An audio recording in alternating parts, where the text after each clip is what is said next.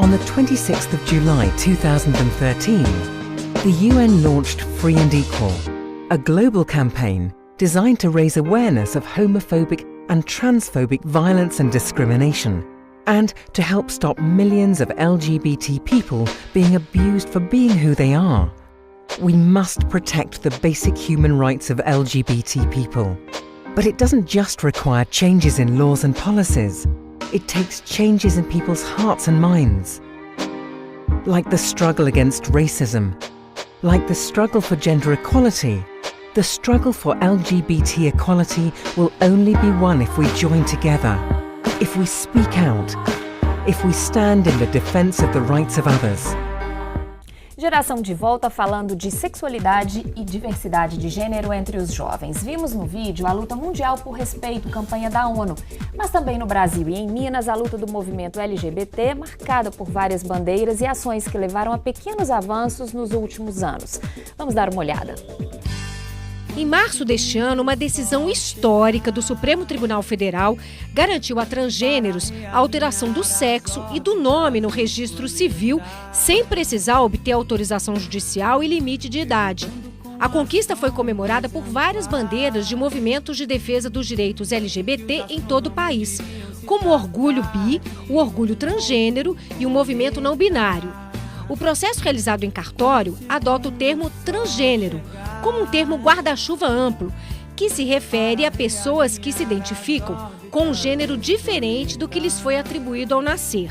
Nos Estados Unidos, já são reconhecidas mais de 30 identidades de gêneros diferentes em registros pelo país. Em Minas, alguns avanços podem ser destacados. O uso do nome social em escolas estaduais está garantido por lei desde 2017. O objetivo é evitar o constrangimento e a exclusão social do aluno transexual, que resulta em alto índice de evasão das instituições de ensino.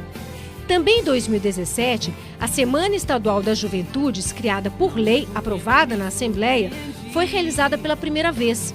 E a sexualidade foi um dos temas que pautaram as discussões do encontro. De acordo com grupos que militam pelos direitos dos transexuais, a expectativa de vida dos transgêneros no Brasil é de 35 anos. E o país é o que mais mata travestis e transexuais no mundo.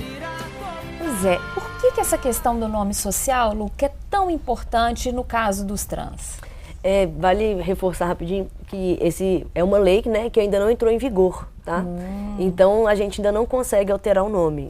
Ainda algumas pessoas que estavam com o processo continuam com o processo. Os cartórios de Minas Gerais especificamente ainda não estão fazendo.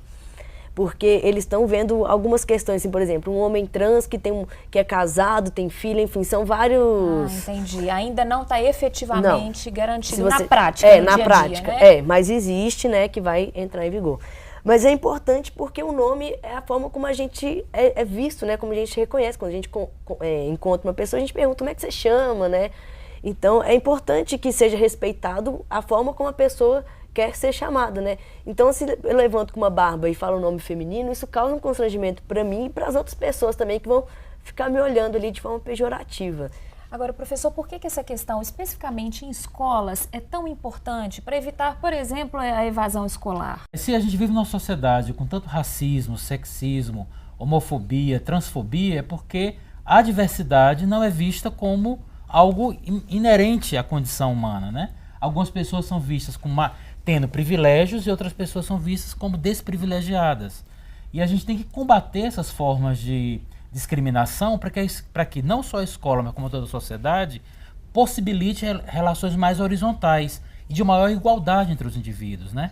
Numa escola, se uma criança deseja, por exemplo, um menino deseja brincar com boneca, o simples fato de ele brincar, sem discutir identidade de gênero, orientação sexual, trata-se de uma criança de 5 ou 6 anos, isso é visto como inadequado.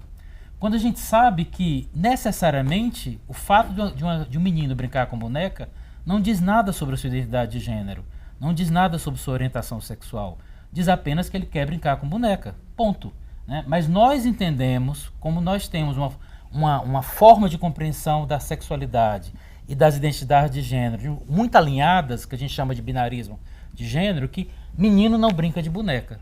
Né? E já com 5, 6 anos a gente já está antecipando decisões que muitas vezes vão ser feitas mais tarde, na adolescência. Se a gente acreditasse de que os gêneros são binários, a gente teria que ter uma mulher perfeita e um homem perfeito. E ela brinca, né? Esse homem perfeito teria a inteligência do Einstein, teria o charme do Alfred Bogart e teria a força do Arnold Schwarzenegger. Você tem que fazer escolhas, né? Ou você vai para academia malhar, ou você vai para academia estudar. Mas alguma academia você vai. Então demonstra que não há dois lugares, né? Há vários lugares da masculinidade e há vários lugares da feminilidade. E nós expressamos, em alguma medida, algo do masculino ou algo do feminino. E a gente está no ano de eleição, que outros direitos que vocês acham que deveriam ser, pelo menos estar na campanha de alguns candidatos? A falta de política pública, principalmente voltado para mulheres lésbicas. Porque a gente não entra nem nas estatísticas, nem no sentido da saúde, nem de mortes, nem de nada. A gente não tem estatística, lésbica não tem estatística.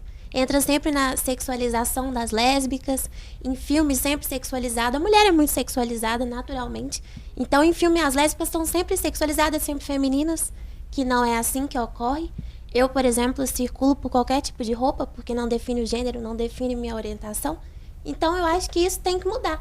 E tem que mudar também sobre informações, sobre a visibilidade realmente das lésbicas, entendeu? Junto às outras orientações. Eu acho que a gente vive um período em que as individualidades têm sido cada vez menos respeitadas, né? Eu sou uma mulher bissexual, uma mulher cis, bissexual, e hoje eu namoro uma outra mulher, e esse período, pessoalmente dizendo, ele é muito complicado, porque você entra naquele senso comum, sendo bi, das pessoas o tempo todo te pautando como uma pessoa que não sabe o que quer. Então, você não vai nem para um lado nem para o outro. Então, dentro das próprias preocupações que a gente tem dentro da pasta LGBT, algumas vezes os bissexuais ficam meio que à margem disso. Por quê? Porque você não vê, por exemplo, campanhas de saúde pública para pessoas que transam com homens e com mulheres. Né? E eu acho que, principalmente, a criminalização da LGBTfobia, ela é extremamente importante. Por quê? Porque hoje eu tenho medo de andar na rua com a minha namorada de mão dada, à noite, ou de dia, ou em qualquer horário que eu não me sinta segura. Então, eu acho que a segurança, ela tem que ser muito discutida. Porque, por exemplo, as lésbicas ou as meninas bissexuais, elas estão numa situação que não é melhor nem pior do que as dos meninos que são gays e são afeminados, por exemplo. Por quê? Porque você coloca sobre aquela pessoa uma fragilidade de gênero.